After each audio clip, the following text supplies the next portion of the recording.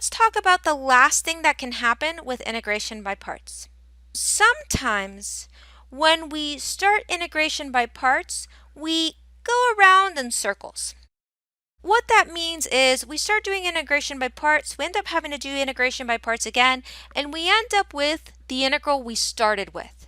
When that happens, we are going to have to move these integrals on the same side of the equal sign to solve. Now let me tell you, this typically happens with integrands that have exponentials and trig functions, but it's not limited to those types of integrals.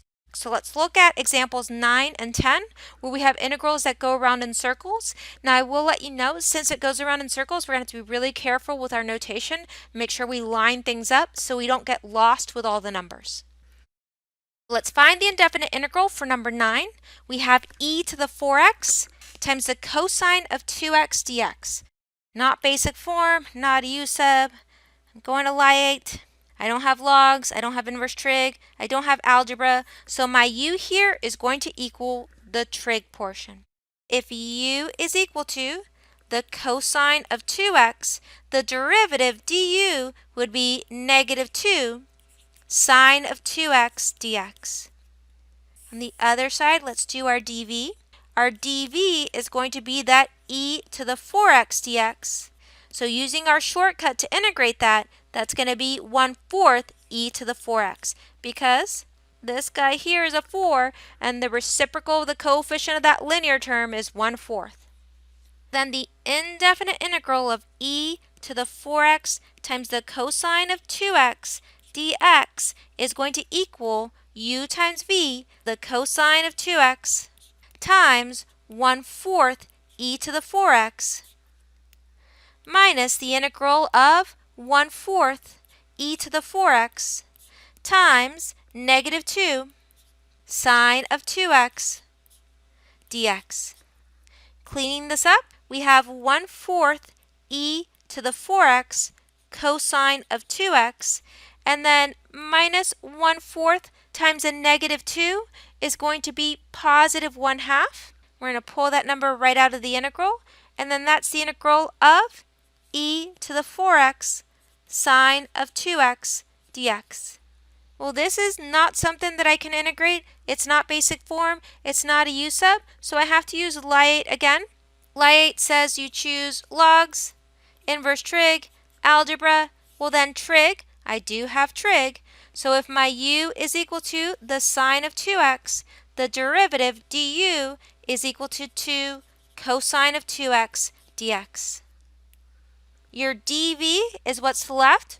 Your dv again is that e to the 4x dx. When I integrate that, that's going to be 1/4 e to the 4x, because we use that shortcut to integrate.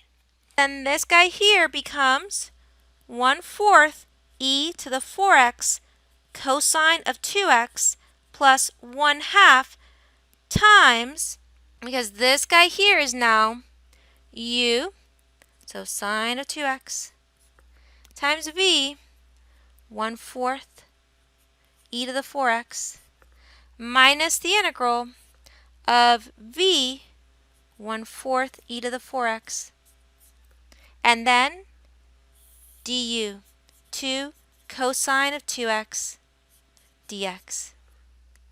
Now I have to distribute everything.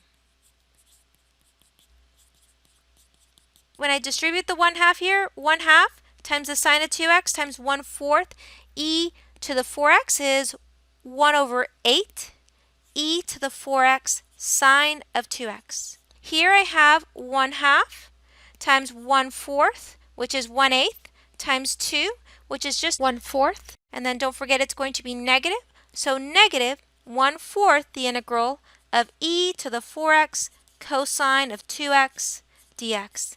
But wait a second. This guy right here, this integral of e to the 4x cosine of 2x, isn't that what I started with? Yes, we've been integrating e to the 4x cosine of 2x. So I've gone around in circles. To solve this problem, what I need to do is I need to take this guy here that I've highlighted in blue and add it to the other side.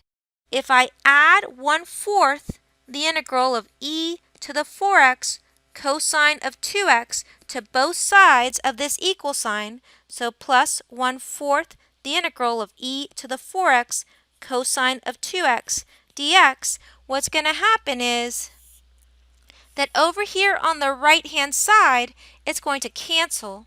And here on the left, well, I had 1, so if I have 1 and I'm adding a fourth to it, I end up with 5/4. So I end up with 5/4 the integral of e to the 4x cosine of 2x dx. And that's going to equal, and I'm going to leave some space before I write these numbers, this guy, 1/4 e to the 4x cosine of 2x plus, and again, leave a little space before I write the number, 1/8 e to the 4x sine of 2x. And since I'm not integrating anymore, I need that constant of integration. Almost done. Now, what I have to do is solve for the indefinite integral of e to the 4x cosine of 2x, because that's what the original problem was. So I need to get rid of the 5/4 that I'm currently multiplying it by. To get rid of that 5/4, what I can do is multiply by the reciprocal. But if I multiply the left by the reciprocal, I'm going to have to multiply the right by the reciprocal. Here, 4's cancel, 5 cancel, and I'm just left with the indefinite integral of e to the 4x cosine of 2x dx. And that's going to equal, well, here my 4's cancel, and I have 1/5 e to the 4x cosine of 2x. And here, that becomes 4/40, so if I reduce, we're looking at 1/10 e to the 4x sine of 2x plus c. Last and final one, secant cubed of x dx. Well, I look at the secant cubed and I know it's not basic form. If your integral is the secant raised to an odd positive power and it's all by itself, then in order to solve this, you're going to need to use integration by parts, and this integration by parts will go around in circles. What does Lie-8 say? Well, Lie-8 says that I choose logs, inverse trig, algebra, or trig. I have trig, but I only have secant cubed, so what do I really do here? Well, do you agree that secant cubed can be rewritten as secant squared of x times the secant of x dx? Yeah, secant squared of x times secant of x dx, that works. So now what we need to do, since our u is trig, is decide which one of these should be u. Well, which one has the easier derivative? Well, secant of x does, because this guy over here requires the chain rule. If u is equal to the secant of x, the derivative du would equal secant of x tangent of x dx. Our dv is then secant squared x, and the integral of secant squared x is the tangent of x. I know that the indefinite integral of secant cubed x dx is going to equal u times v minus the integral of v du. If I distribute, I end up with the secant of x tangent of x minus the integral of, and this is just the secant of x times tangent squared x dx. All right, now what would I do? Recall that I said that to solve this integral using integration by parts, we end up going around in circles. What that means is now we are going to have to transform secant of x times the tangent squared of x dx somehow into secant cubed of x dx, because I need to get it to go around in circles. Well, how do I do that? Well, I need to transform tangent squared of x into secant squared of x minus 1, and I do that using the Pythagorean identity. Recall, we know that tangent squared theta plus 1 is equal to secant squared of theta. If I solve for tangent squared theta, I get tangent squared theta is equal to secant squared of theta minus 1. So what I'm going to do is rewrite tangent squared x with secant squared of x minus 1. Copy all this down. So secant of x, tangent of x minus the indefinite integral of secant of x. And instead of writing that tangent squared x, we write secant square root of x minus 1, and then dx.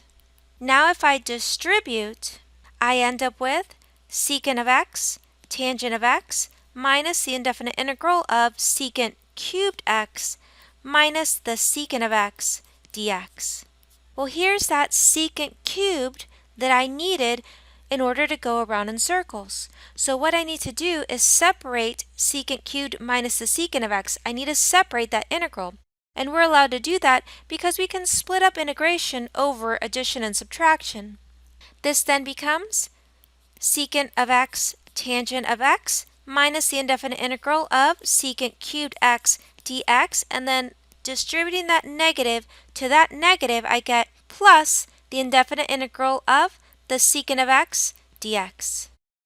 Now, can I integrate secant cubed x dx? Yes, that's basic form. I know how to integrate this guy here, and this is what I started with. What I need to do, just like we did before, is add it to the other side. If I add a secant cubed x dx to both sides, on the left-hand side, well, 1 plus 1 would give me 2. So I'll have 2, the integral of secant cubed x dx, and this is going to equal the secant of x tangent of x. This over here canceled, and then when I integrate secant of x dx, I have the natural log of the absolute value of the secant of x plus the tangent of x plus c. Last and final step is to get rid of the 2 that's multiplying the indefinite integral of secant cubed of x dx. Well, if I multiply by the reciprocal 1/2, these 2's will cancel. I just need to make sure that I'm multiplying the other side also by 1/2. That means that in the end, the indefinite integral of secant cubed x dx is going to equal 1/2 the secant of x times the tangent of x plus 1/2 the natural log of the absolute value of the secant of x plus the tangent of x plus c. That's it for integration by parts.